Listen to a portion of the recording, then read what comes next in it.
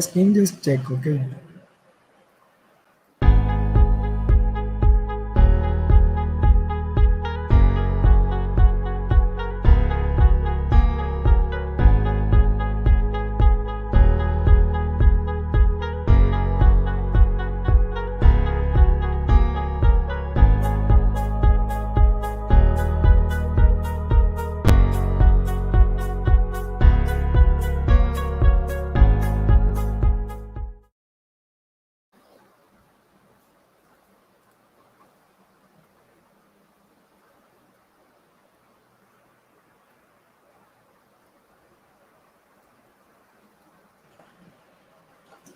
Um, Hello everyone. I welcome you all on behalf of the whole Day Streets team to yet another amazing event. Before we start, let's have a quick introduction to our community. Dave Street is a non-profit tech community. We focus to be the bridge between the freshers and the professionals in the magical field of technology from all across the globe. We aspire to help tech enthusiasts connect with real-life professionals by hosting hands-on workshop, boot camps, challenges, and much more. It is rightly said that technology is best when it brings people together, and we are here to do so. Without further ado, let me introduce those who will be handling the workshop today. We have three extraordinary people who have empowered many in the community by sharing their experience. It's my pleasure to welcome Karuna Tata, Kaiwalya Koparkar, and Faisal Ahmed to our community this evening. So our first speaker is Karuna. She is student ambassador at Angel Hacks. She has been exploring Linux for the past 6 months. um, Hello, Karuna. Would you like to say some words? Yeah, sure. Thank you for the introduction, and I'll be talking about all about how to start getting started with Linux, and we'll be starting in few minutes.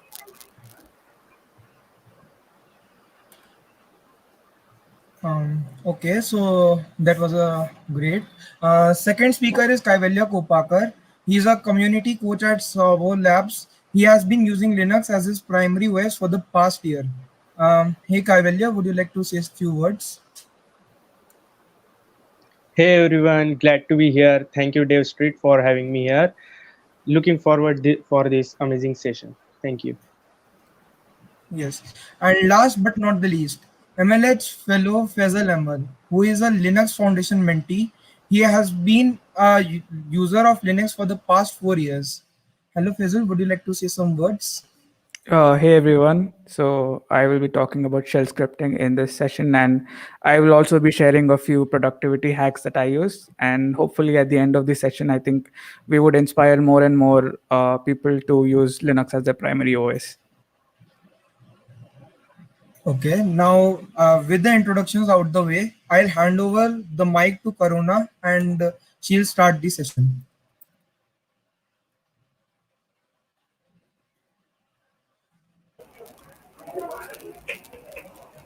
Good evening, everyone.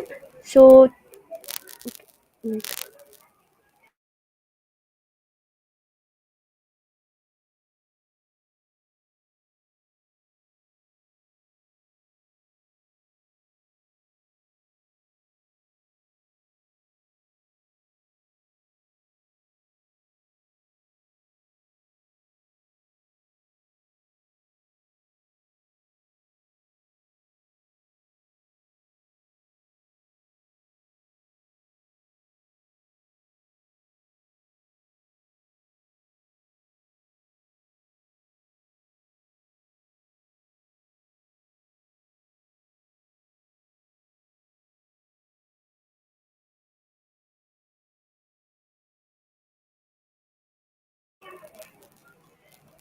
good evening, everyone.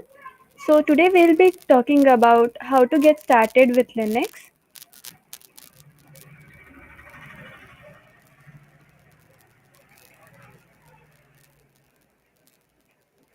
I'll give a brief introduction about Linux first.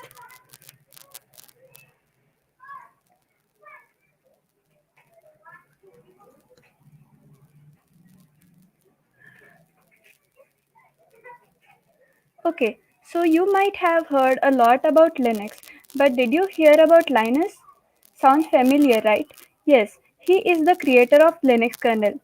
Linux Benedict Torvalds is a Finnish American software engineer and he developed the Linux kernel used by Linux distributions and other OS such as Android.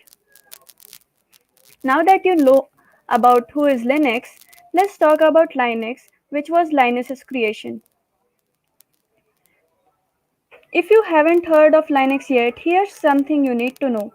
Linux is one of the most reliable, secure, and worry free operating system available. It came from Unix OS, which was widely used in 70s and 80s.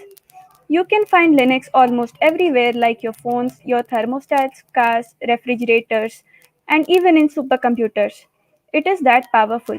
Now, where did this kind of powerful OS came into existence? He wanted to create a Unix-like OS for free from scratch and hence Linux kernel came into existence. Now, let's see how the story of Linux and the creation of Linux started.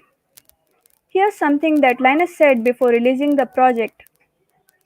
At 21-year-old, Linus said that I'm doing a free operating system just as a hobby.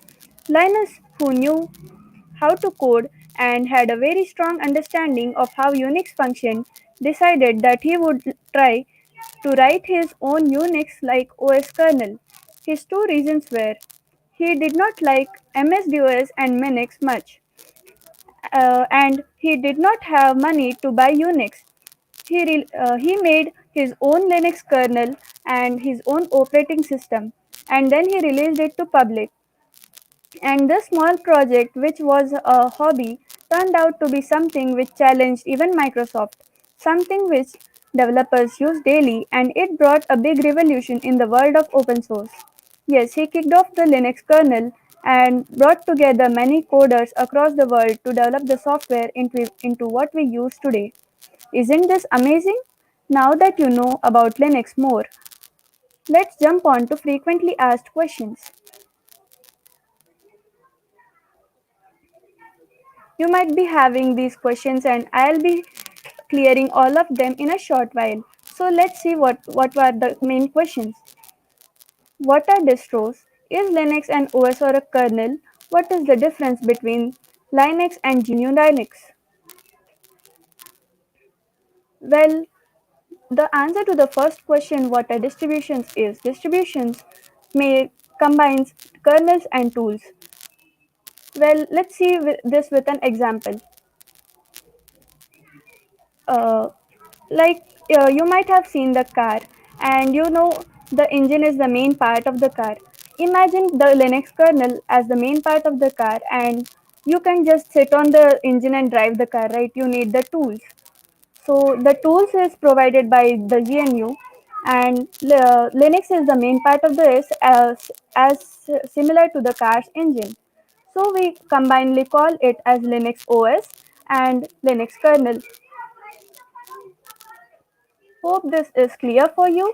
And now let's move on to distributions. Just as I said before, the distributions as an example to car, there are many types of cars like trucks and family cars or minivans. Similarly, the distributions have different kinds of flavors. So let's explore a few of the distributions listed here.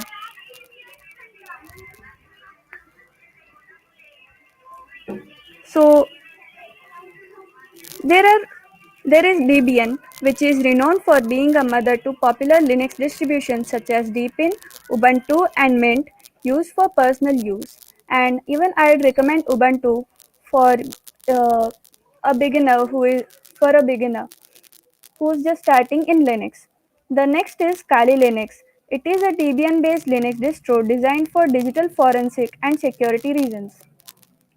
The third one is Gentoo, which comes recommended for those who want to have a deeper understanding of the ins and outs of the Linux operating system, and it's not really ideal for beginners. The next is Red Hat Enterprise Linux. Linux distro is designed for enterprise or commercial purposes. It's one of the leading open source alternatives to other proprietary systems such as Microsoft. Red Hat is usually a top choice for server environments and has best security. And for advanced purposes, which is Arch Linux, it's for users who really know the ins and outs and workings with Linux.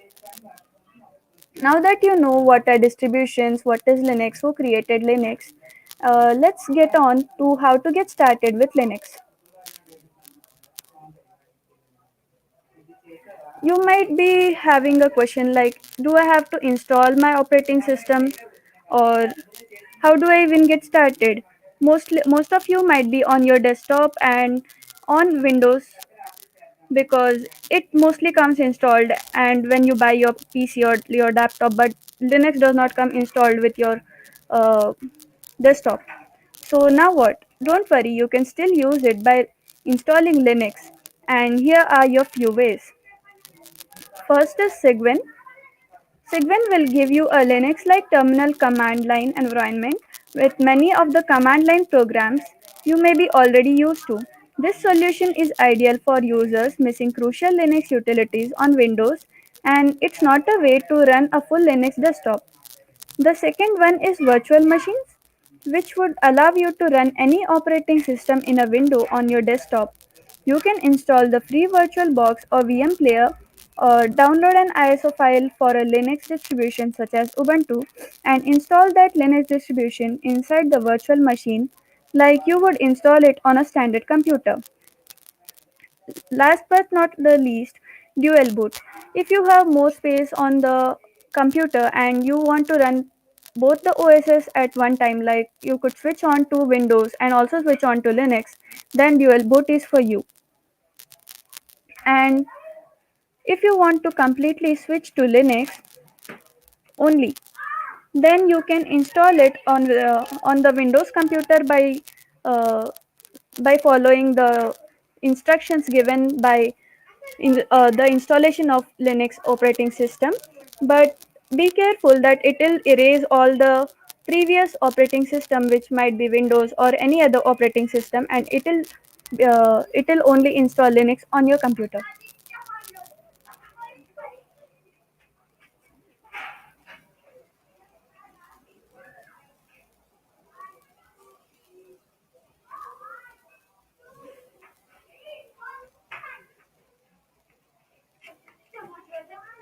Now if you have any questions, you could ask in the comments chat below.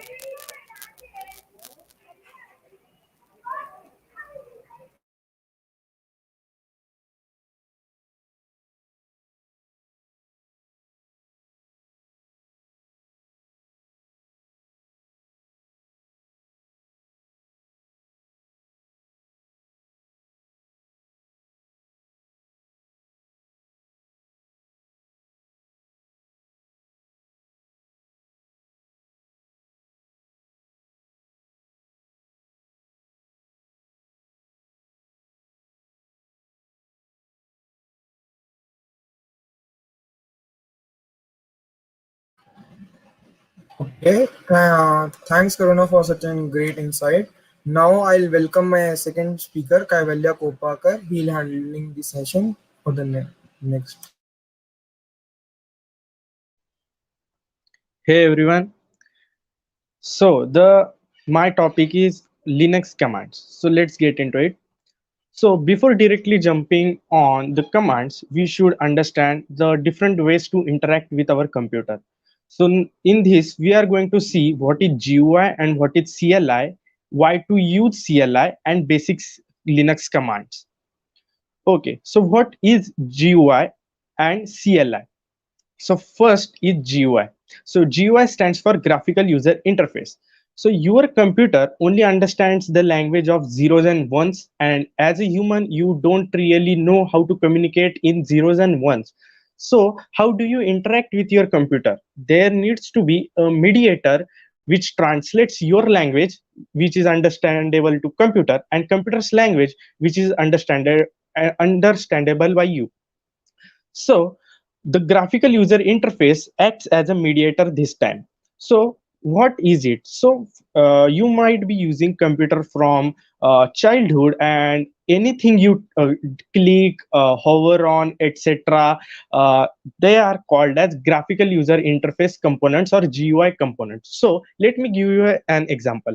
So whatever you see on a computer screen is a graphical user interface component or GUI component. So this time these buttons are GUI components. These small buttons are GUI component. What do they do? So if I click on this button, this sends the input to our computer that changes the next slide. If I click on this button, it sends input as go to the past slide. So what does this do? So when we click on event, that gives this GUI gives the input to our computer computes it, then gives the output in the graphical format. So this is called as graphical user interface. You can find it on your screen right now. So you can see many buttons there on the YouTube screen. So they are nothing but the GUI components. So GUI is more user friendly and handy for beginners. So if you are beginner, any operating system you are working on, there are buttons and things which help you interact with your computer, and that makes it a beginner friendly. So what is command line interface? So unlike GUI, it's not already present on your computer. There needs to be there is a separate window or application which you need to open in order to interact with the computer using command line interface. So uh, working on CLI is much faster and more efficient. So you might be wondering why to use CLI over GUI. So there are pretty much nice buttons. UI UX engineers are working day and night to make it more good and more user friendly. Then why do we need CLI? So CLI has a faster execution time. It saves your time in clicking events. It gains an advantage on using Linux, and you can do almost anything which you can do using GUI. So CLI provides a bunch of uh, more opportunities if you are using Linux.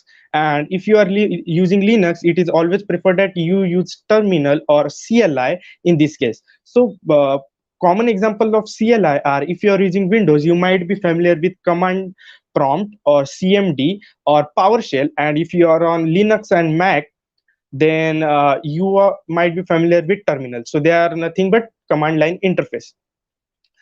So, a quick note, when you launch a terminal, it opens in home directory and a username.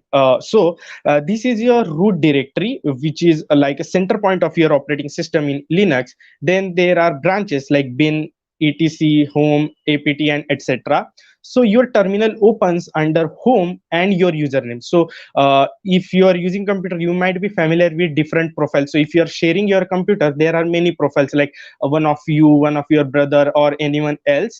So every profile is saved under home and the profile. So when you launch the terminal, it comes with home and the profile or the username which you have set with it. So let's have fun with commands. So I have already launched my terminal, and here is a GUI thing. So both are open in home. So you can see here it's open in home. Profiles are not shown here. Profiles or username are not shown here, as it is considered as you already know on which profile you are. And in terminal, it is shown directly by this. So this is like home and username. It is combined of that.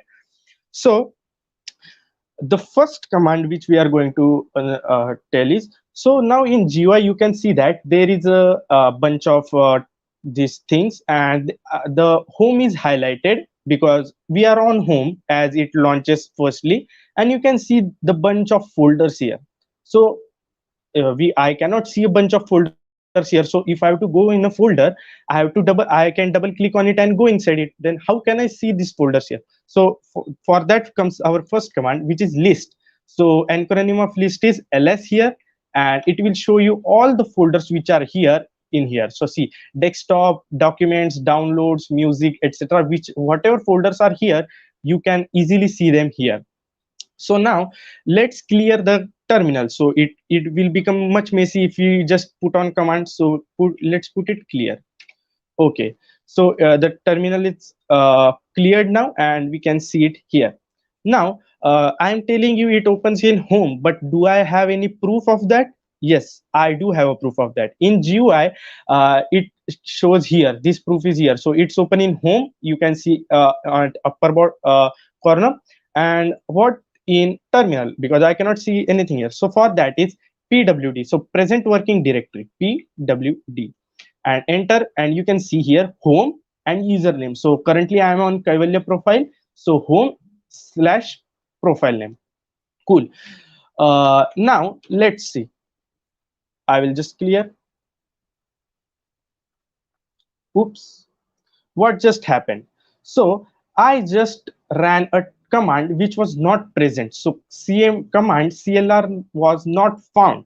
So the terminal gives you options, so it suggests you what do you want to use actually. So it gives us with a ton of commands. So let's just clear this thing again. Okay, I again missed it. Let's see what this time is. Command clera not found, did you mean? So it also prompts you. So command clear from dev, so this command is present, so I will just put clear now. So the terminal also suggests you if you just mistype your command. So no worry, if you mistype your command, the operating system won't go wild. Now what if I have to go in desktop, say suppose. Okay, so in GUI I'm in home and I can see desktop folder. I will just double click on it, and I am on my desktop. What if I have to go using terminal? So my current working directory is home, and I have to go in desktop. So I'll just clear this fast. I'll just list everything. So desktop is there, so cd and des and tab, so it will auto complete it. Let's check one thing. If I just put D and try to put try to put tab, it won't autocomplete because there are many, like desktop starts with D, documents start with D, download start with D. So you have to specify some keywords which will uniquely identify it. So DES. So here no, only desktop start with DES and nothing else. So now I can just press tab and it will autocomplete it. So now you can see the change, so home and desktop. So you can actually pwd here. So now you can see home slash Kaiwalya slash desktop. You can see also here home, and username is not shown here. So desktop, home and desktop, here also you can see, and here also you can see. So now finally we are on desktop. So what did we do to go to desktop? So the command was cd, and we put our folder name or directory name. In Linux you called directories to the folder, and now you are switched to desktop. Cool. So what if I have to go back to home again? So everything is on top of home. So if I have to go to back to home, so I will just click on this, and I'm on home again. But what to do in terminal? So for that, it's very easy command. So cd dot dot, so it will bring you one step back in your terminal. I will clear this terminal. Now you are in home, and you are in home as well. Okay, cool. So I will again go in desktops because I have to do many operations in desktop now. So cd des tab autocomplete. Now I will just clear this terminal. Cool. Now what if we have to make a directory? So just ls here, so everything here is shown up, everything in GUI is shown up here. Okay, so I will just clear this thing. What if I have to make a directory or a folder, I guess? So here in GUI, what you do, right click, new folder, and GUI folder. Okay, so now the folder is created, GUI folder. You can see it in terminal as well. So here it is, GUI folder. So what if I have to create a folder or a directory using uh, terminal? So now what I will do is mkdir, so acronym of make directory again. So make directory and directory name. So now I will put CLI folder or CLI directory. Okay, so now you can see it in GUI as well. So CLI directory is there. Okay, so now what if I have to delete a directory? So now here in GUI, what I can do is I can click on it, right click on it, and I will delete it from here. So move to trash, it will delete it, or control shift delete, it will permanently delete it. So I will move it to trash for now. So it's deleted, you can see it's deleted. Okay, cool. What if I have to delete CLIDIR from my terminal? Okay, so for that it's a really easy command, rmdir remove directory, and again the directory name. So C, and nothing is present with C here, so I will just press tab and it is auto completed, enter. Now it's deleted. So I want to bring in your notice that if you delete from the terminal, you cannot recover it, because here you can go to trash and you can recover it from here, but you cannot actually delete or recover if you delete it from your terminal. So you should keep that in mind. So I will quickly create a directory. So cd demo directory. Okay, cool. Bash, not file or directory, no such. Oh, I just tried to change. So see, there was no directory, and I tried to shift to it. So I will have to create one first. So make directory dev linux demo. Cool. Now it's created and I will shift to it. So cd linux demo. Now I am in linux demo, you can see it here, and I will just double click and I am in demo here as well. Now what if I have to create file? I have shown you how to you can create directories and delete directories, but what about files? So for files, there is very easy command, touch and then CLI file.txt. So the extension is very essential, don't forget extension, and touch and CLI file.txt and hit enter, and you can see the CLI file text.txt here. So here it is, and now just let's check what's inside this file. So there's nothing. I will just close this file. So there's nothing for now. So there's a fun command. It's a bit off, we are not going to say anything in GUI this thing. So that's echo and hello, I am in linux 021 workshop. So you might be wondering what it is. Let's see. So now after I just enter echo and then hello, I am in linux 021 workshop, and my terminal just printed it. It didn't do anything in GUI, it just printed it. Okay, so let's do it again. So uh, echo and hello, hi. Let's do it. It just printed it again. Okay, so nothing present on GUI. So why am I showing this to you? So this has a very cool advantage. I'll just show that to you clear.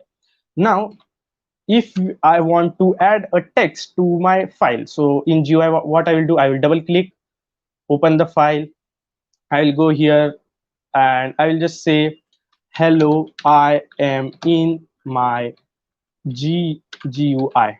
Okay, and I will save it, control S. Now it's in the file CLI file.txt, hello, I am in GUI. Okay, I will just cancel it. And now what I will do is I will put my text in the file using my terminal. So let's see how it is done. So echo, I will put text, what I have to put, hello, I am in my Linux terminal, or CLI, easy, and a greater than sign, and then file name. So CLI and tab, so it will autocomplete, no need to write entire thing, and enter. So nothing is shown here. In spite of echo, we are not seeing anything on our terminal.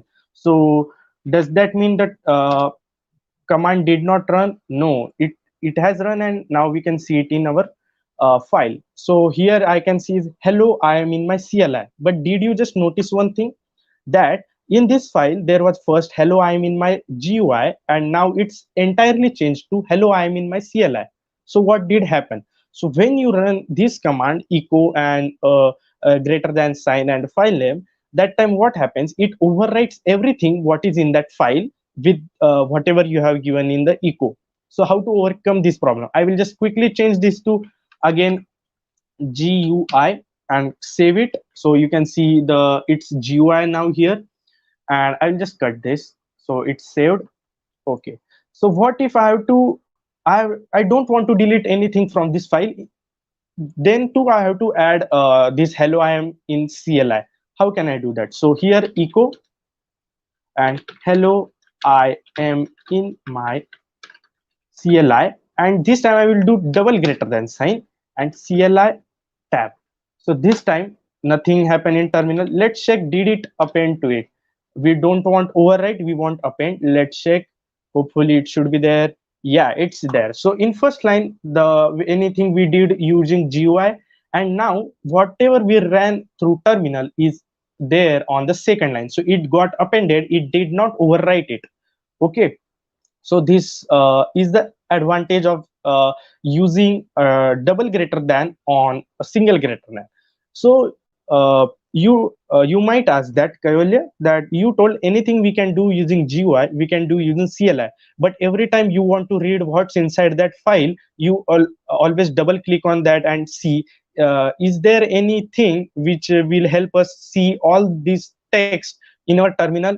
And my answer is yes. So the answer is the command is cat space. Oops, did I add extra space? No, I guess cat and then file name. So the cat command will do what cat command will do is it will print everything in that file. So see, anything in that file is here. So you might see the difference. So let's compare the speed now. So here you can actually see the speed of our terminal.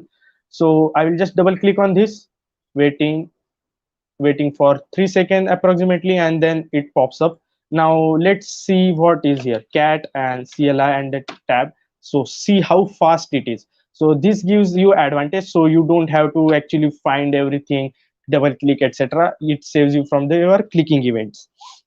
Now we have seen how we can add text, etc. So what if I have to copy this file somewhere? So there is nothing folder. If suppose I have to shift it to folder, let's see, I will make a directory, copy here. Say suppose copy here, I will do. So here it's the directory is empty as of now. You can see it's empty, and now I'm back in my Linux demo directory, and there's file and here's copy here. So I have to copy this file into copy here. So let's do that. Okay, so for that what I will do is CP acronym. Again acronym, it's so easy, just check the word and make its acronym and you are ready with your command. So CP for copy, then CP, and then file name, which file you have to copy. So CLI, again tab, it will auto complete, and then where you have to shift it. So now I have to shift it in copy. Just check, notice this. So it's in same folder. So CLI is in same folder and copy here is in same folder.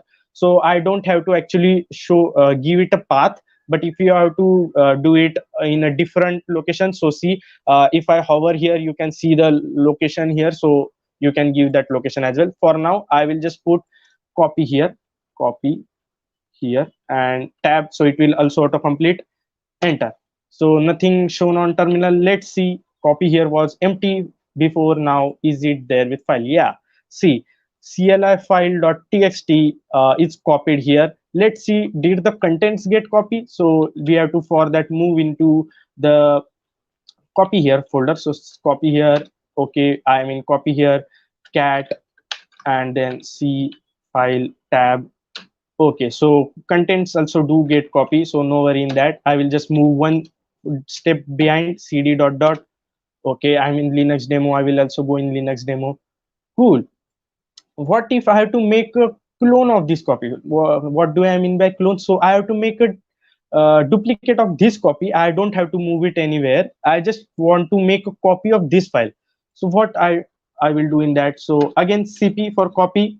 Then what file you have to copy? So CLI tab, and what should be the name of the copied file?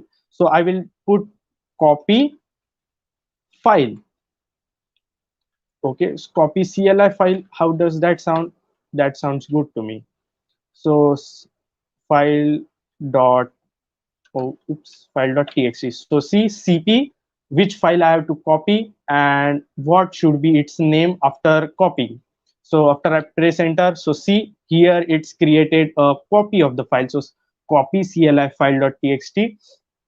uh, is there any way I can just cool. So here it's copy. Let's see if the content gets copied this time. So copy and tab, copy CLI. Okay, so we will check. So yeah, so both the files have same contents. So what if I have to remove a file? I will just delete this copy CLI file. For if in GUI I will right click, move to trash. I won't do this time. I will show it using terminal. So for that we use, for directory we use rmdir. So remove directory. For file we just use rm and use copy and CLI and just for tab for completing. So copy file name, it's correct, and enter. So it will get deleted. We cannot find it in trash. So I'll just clear the terminal screen. Cool. So I will just list it here as well. So ls, yeah, we have everything here. So now what if, I have to delete a directory? But you might be thinking, I just told you that before. Let's see, I have to delete this copy here directory. So copy here directory. So remove dir, copy here, and it will get, oops, what did I do wrong? I just run the command which I taught you earlier, but still it's giving error. Let's see.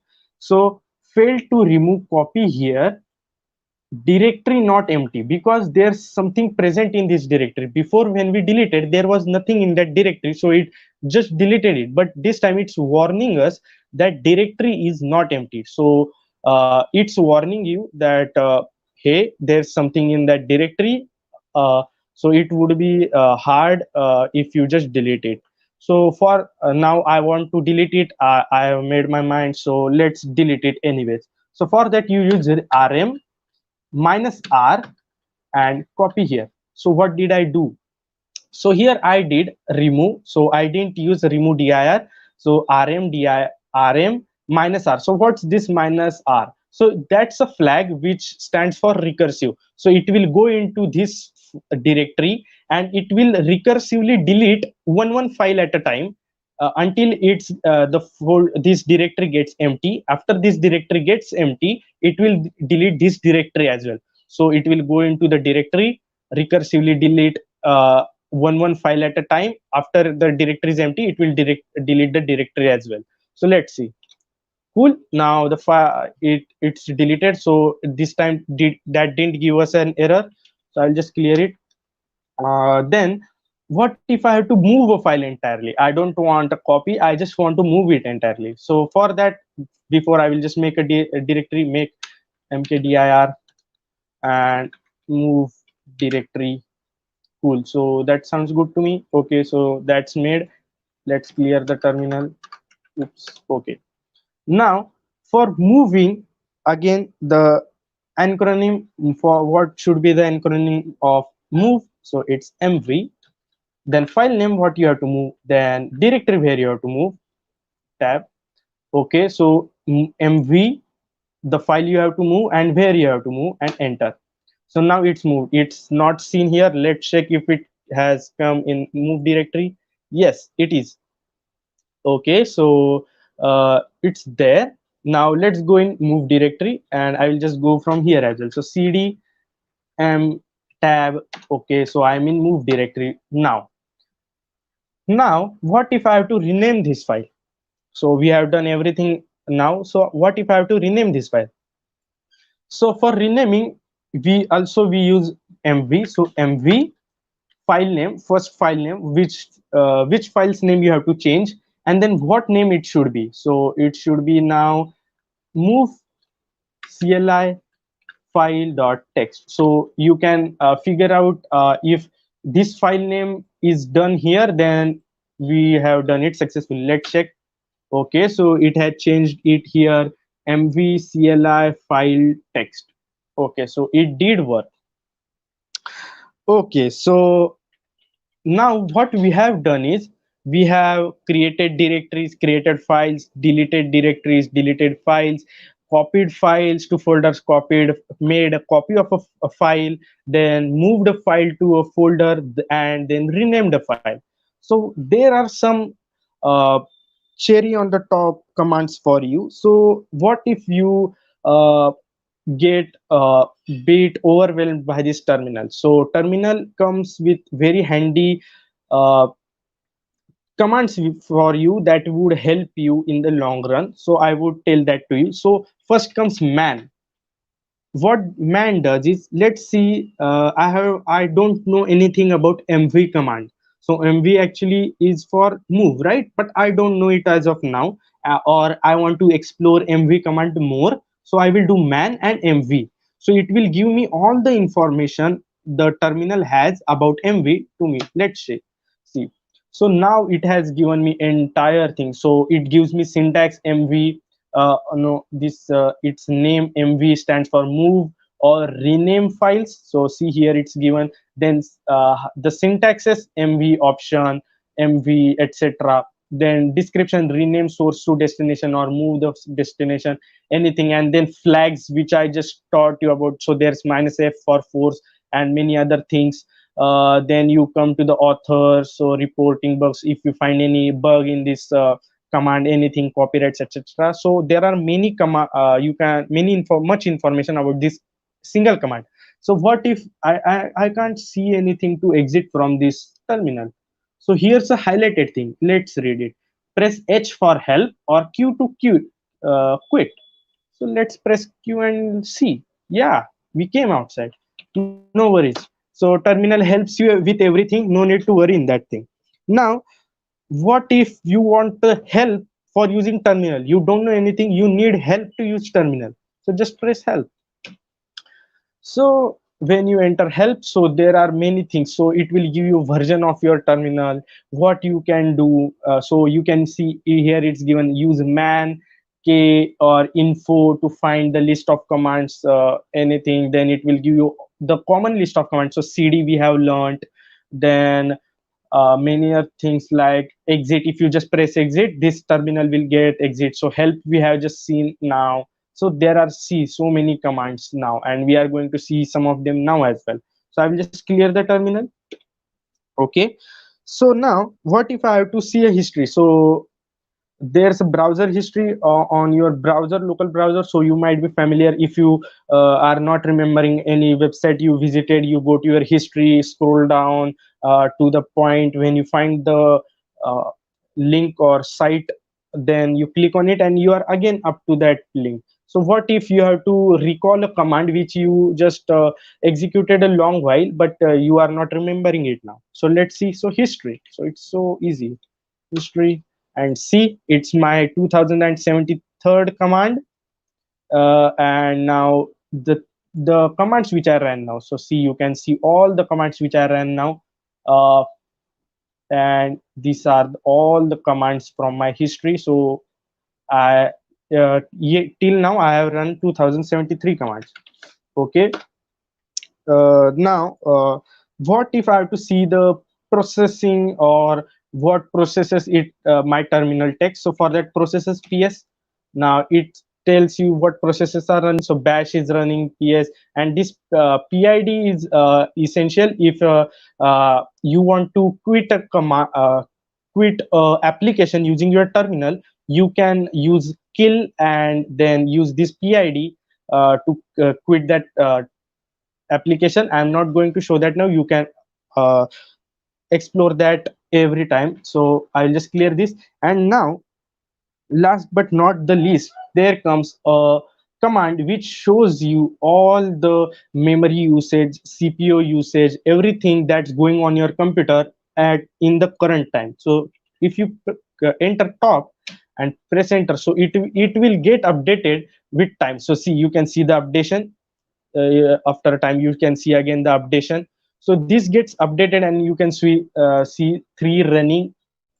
203 processes are sleeping because I'm not using it. So this is my memory, it's free with swap CPU in US. If you want to explore more, so see, these things are going on, but I cannot see again anything to exit this terminal, and it is not highlighting anything which can help me. So anytime if you come under this recursive terminal thing, then you can press Control C and it will bring you outside that.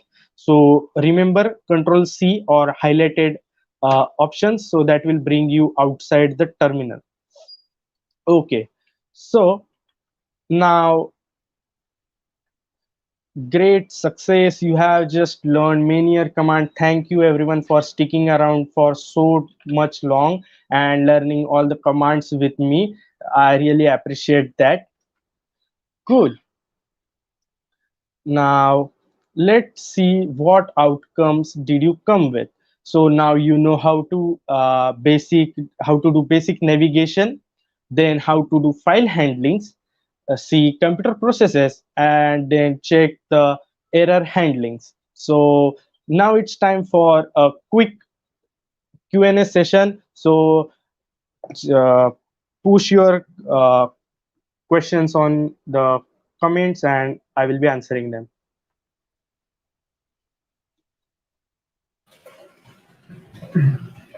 Yes, thanks Kaiwalya for such a great insight on Linux commands. Like I'm sure that our viewers are now familiar with the commands. So guys, shoot up your questions in command, and we'll be happy to answer them all. Okay, so we have first question from Ashwin. He's asking, why is Linux preferred for hacking? Haha, very nice question. Actually, Linux is a kernel which is a very strong kernel. Actually, there are thousands and thousands of developers working continuously on that thing, and it's like a base of the power. It's very powerful, and it gives you very much flexibility. It's faster. Uh, it's faster and actually gives all the control in your hand. So if you are I won't call hacking, I will call it a cyber security thing. So if you are in the cyber security domain, then that comes very handy. So if all the controls are in your hand, so that would help you as a cyber security expert to actually go around the things and see to it more deeply and penetrate your applications from its root. So hope that answered your question.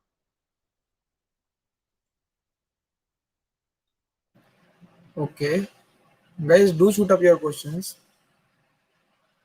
Okay,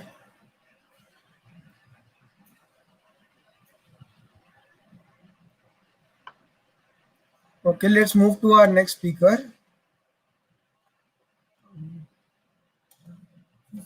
Faisal Ahmed. He'll be handling this session on shell scripting. Hello everyone. So my section is going to be about shell scripting. So basically, whatever Kaiwalya thought about the commands, so basically we'll be building upon it. And so I think the first question is, what is shell? I think you've heard shell, many a time. So what does shell really mean? So shell basically provides you an interface to interact with your Linux kernel. But why do you call it shell specifically? You call it shell because shell is the outermost layer of your operating system. So you can think of shell as something that wraps around your operating system. But shell doesn't directly interface with the Linux kernel. It uses the kernel API. So it's sort of like a special application. And because it's a special application, it can be replaced. And just like there are so many Linux flavors like Kali or Debian, we have different flavors for shell as well, like Bash or Zush, or there are other many different flavors for shell as well. So what is shell scripting? A general way of thinking of shell scripting is a way you can automate how your operating system works. So if there are some daily tasks that you want to perform using commands, you can just put it in a script and execute it. Uh, Typically, it has a few more, advantage that it allows conditions and loops. So it's sort of like a programming language itself. So it provides a good way for you to automate how your OS works according to your needs. And what are the applications of shell scripting? It's there are various applications of shell scripting. That is, you have file manipulation, you can read text, and you can search for text, and various other applications. One of the most used industry application is setting up your testing environment. So what I normally do is that I use a shell script to create a container and perform test, and at the end of the test I also write a shell script to destroy the container. So this has been something that has been commonly used by a lot of developers, and in fields like DevOps, this is particularly very useful skill to have a shell scripting skill. Now let's move on to a hands-on session. So yeah, in this hands-on session, we'll basically be building upon what the commands that Kaiwalya taught. So basically, we'll be writing a shell script for writing logs. So you can give a log and of a particular time and store it in a txt file. So yeah, let's begin with that. So yeah, we have the terminal. So before I explain the code, I'll just show you the execution so that you can better understand how the execution is. So to execute a shell script, normally you would change the mode of the file and you would write the shell script. So this would basically chmod means change mode and plus x means executable. So basically we're changing the mode of this file to be an executable. Once I'm done with that, all I have to do is just do this and to execute. So this would execute it, and I want to enter a log information. I'm in the Linux workshop. Yeah. So this would basically log into a file called log.txt. That's over here, as you can see, log.txt. And now, so you can see that I've added that log. So this is basically using a shell script. So how are we doing this? It's very simple. And so let's get into the code. Yep. So you can see that it's only, I think, 5 lines of code or 6 lines of code. So you can see the first line is what you would call a shebang line. So whenever you define a file to be an executable, you normally have the shebang line. If you're not defining a file to be an executable, then you not necessarily need this shebang line.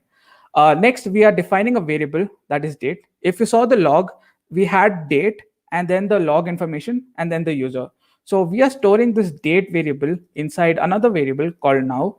And then we are printing out to the user to enter the log information. And then we are reading the information inside a variable called log info.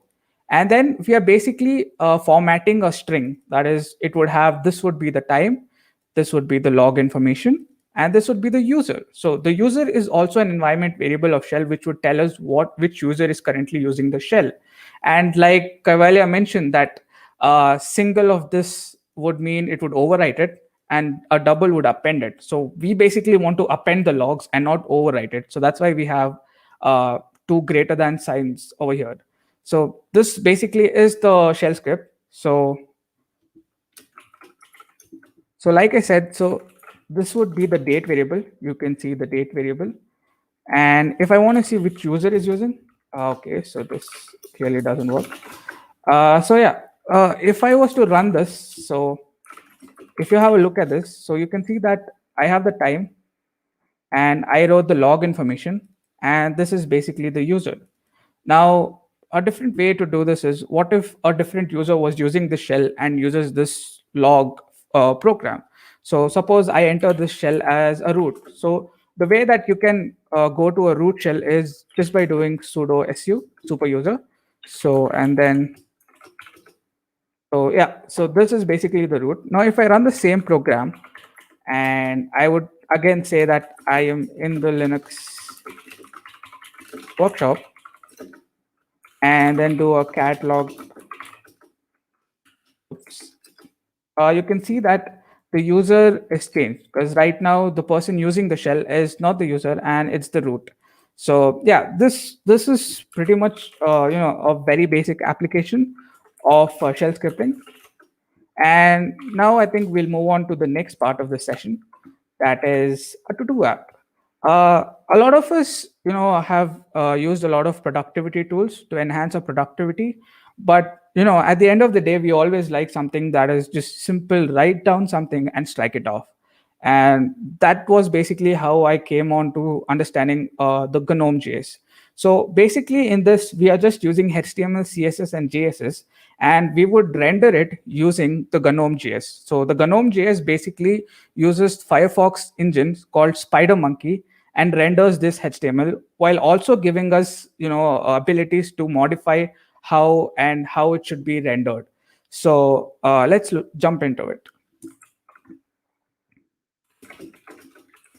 So for this particular application, what I did was I used an existing to-do uh, uh, application that was open source. So I basically forked it, and then I changed the design of it, and then I made it to run natively. So I think one good thing for developers is that never reinvent a wheel unless the wheel is square shaped to your purpose. So I didn't want to write HTML, CSS from scratch. So I forked an existing to-do application, and then I made it to run natively. So if you can see this file, so I have the normal index.html and the README license and everything. And then the resources has the CSS, I believe. Yep. So yeah, so this is basically the HTML, CSS. Now, the trick here is basically the widget.js file. So I'll quickly run through it. So yeah, so this file is basically the first no a tutorial of Genome.js. So you can easily find this file on the website of Genome.js. So this file you can use to render your HTML, and you don't really have to worry about the rest of this if you're not familiar with Genome.js, because I don't think the workshop is about CSS, HTML, or Genome.js. So this is a very hacky way of how you can do it if you're not familiar or you do not wish to learn much of it. So all that matters is this part, that is the window. So when you're rendering the to-do list, you want to choose like what would be the height and width of it, and you want to choose where it is when it is rendered. Where do you want to render it in the screen? Center, right, or left? So all of this is done over here. That is the height, width, and center. So yeah, this is probably what matters to you. And then all we have to define is where do we find this index.html or whatever the HTML file that you want to render. So right now, index.html is in the same directory as my widget.js file. So then all I have to just add is just index.html and say that current directory. So yeah, so this pretty much is how you would natively execute HTML and CSS. So let's execute this. So if I have to execute this, I would just do regs widget.js, and yeah. So this to-do list is basically written in HTML and CSS, but it is being rendered by the Genome.js using Firefox's SpiderMonkey engine. So the benefits of this is basically that you don't have to use a browser, and at the same time, this is not resources exhaustive. So you have a very clean to-do list, and you can just do whatever you want. So yeah, I think this would really help beginners who are, a lot of you might be working on your to-do list apps or something like that. And you can, instead of using a to-do list that was created by someone, you can use your own to-do list, which was written in HTML and CSS. So now the thing that I'd like to add is that I'm going to talk more about shell scripting. So basically the way I'm using this to-do list is that I've mapped it to a shortcut. So if I press Control Q, this would open. So yeah, so that's one secrets of Linux, is that we can do all the stuff. So you can define custom shortcuts.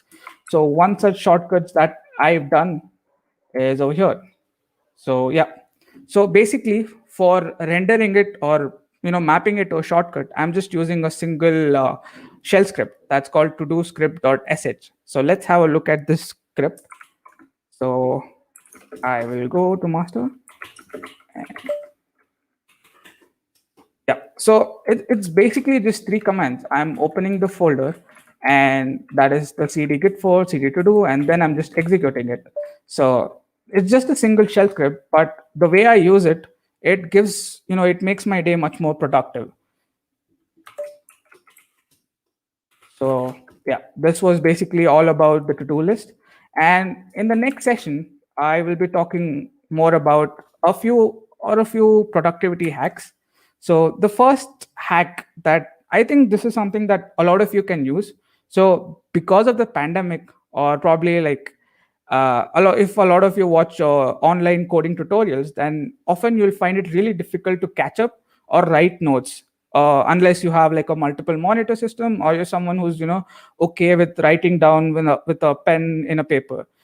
So when I was in this situation, I researched a lot about how you can adjust the opacity of windows in your Linux system, and it was really simple.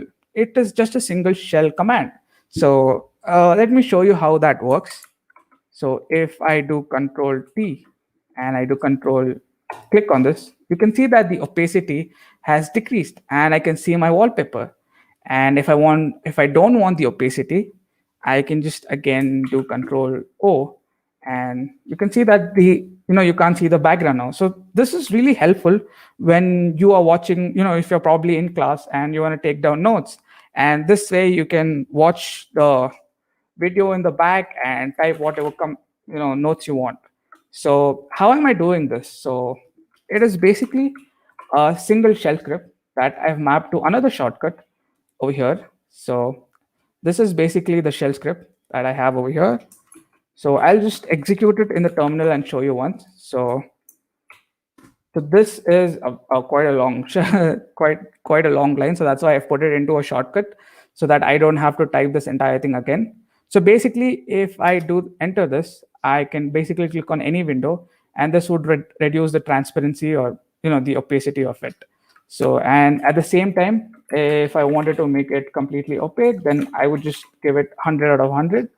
So if I click on this, so this is basically how this works. I'll probably just put this over here. So this was one of the hacks that I use. The next hack is the advanced screenshot, just a screenshot taker. If you're someone who contributes to a lot of open source projects, or generally has like a lot of screenshots, so this could be really beneficial for you, because let me just demo it. So basically, how the screenshot taker works is that I will create or drag a window for it to take a screenshot. And over here, I have multiple options. So I have options like I can, if I don't want something to be seen, then I will edit it over here. And something I want to highlight, then I'll do something like this. And then if I want to, just do something, I can do all this. And then I can either copy it to my clipboard, save it to my desktop, or the last thing, I mean, this is what I really love about this, is that I can directly upload it to Imgur and get a link of that image. So this is particularly useful whenever you're making contributions or when you're making a PR. This helps you in making a good proof of concept, that is what you've done, and you can just show this. Or if you're talking to a friend and you run into an error and you just want to show that error, so you can just use the screenshot taker to modify or show whatever you want to show. And the last thing that I want to talk about the screenshot taker is that it also shows the pixels. So if you're a web developer, and often whenever you define the CSS or something, you are guessing, you put 200 pixel, you put 300 pixel or 400 just to test it out how the layout looks. Instead, you can just use the screenshot taker, and you can probably think yep, yep. So you can just use the screenshot taker, and you can choose, and you can see the pixels over here. So right now this is 1184 width and 535 height. So yeah, this is a very useful thing that I've been using for a very long time. The last hack, or the last productivity hack that I want to talk to you about, is easy to create GIF system. So there is an application called Peak. I think you can just do it sudo apt get install Peak, and if you type Peak, so this is basically a GIF recorder. So what this essentially does is that it would first record your screen and then automatically convert it into a GIF. Normally, I see a lot of people struggle with this, because they create a video file and then they go to and they search for free websites where they try to convert it into GIFs, and those websites aren't really great. They might even have malwares. So if I show you a demo over here, so 3 2 1. and you can see I can just record this GIF of this particular window, and then I can just do stop, and this would store the GIF in my desktop. So yeah, so I think this I think with this is the last of my productivity hacks, and with this I think we've come to the end of the session. So yeah, so we will be looking forward to question and answers. So I'll just put confetti.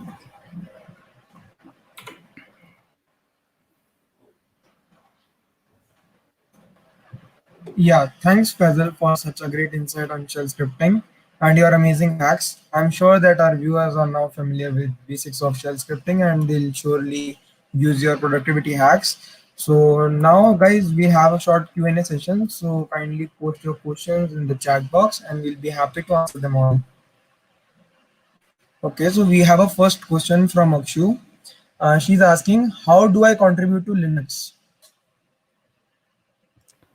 Yeah, so great question. So I think I've had this question, I guess, ever since I explored Linux. Is that I think one of the things is that if you want to contribute to Linux, it's if you look at web projects, it's pretty easy to contribute to web projects because it's either it's going to be a different framework at the worst, but when you talk about Linux, so there are different flavors. There's Ubuntu and there's Kali.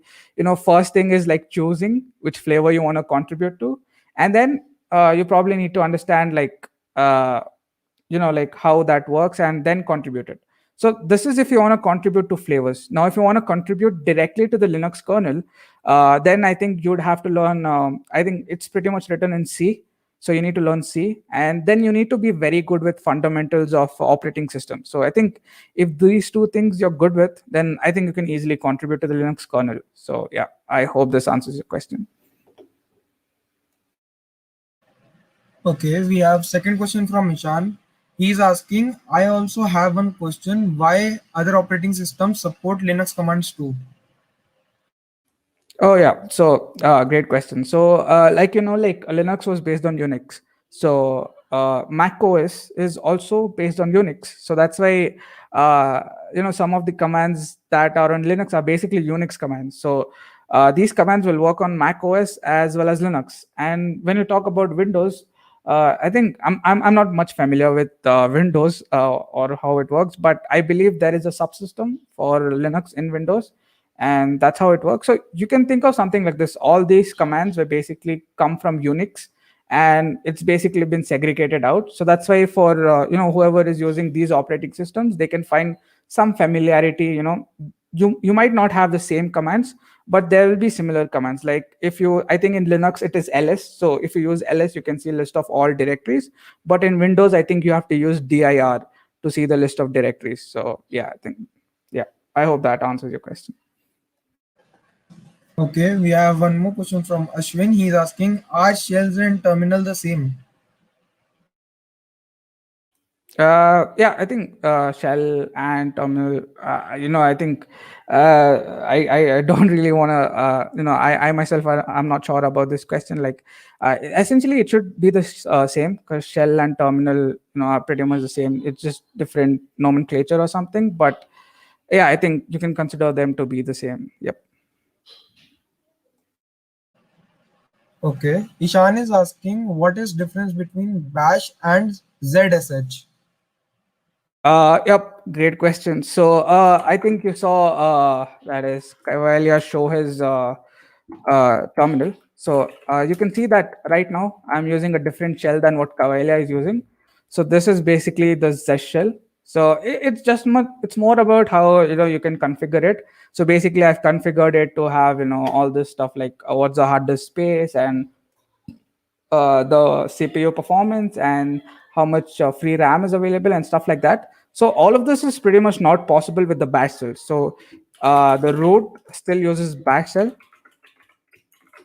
So this is again the bash shell. Sorry, yeah. So that's basically the difference between bash and Zesh. Yep. Okay, Kunal is asking, I think Faisal has used power level 10K to customize the shell. Yep. I've used power level 10K. I was using power level 9K, but now I'm using power level 10K. Yep. Krish is asking, can I install Ubuntu on a virtual machine to try all these things? I think you should be fine with Yeah, installing. actually, Yep. yeah, Uh, but if you just want to use or practice these commands, then you can check out the options given by Karuna in her talk. And if you want to explore Linux more, then you are good to go with dual boot or entirely changing anything up to you.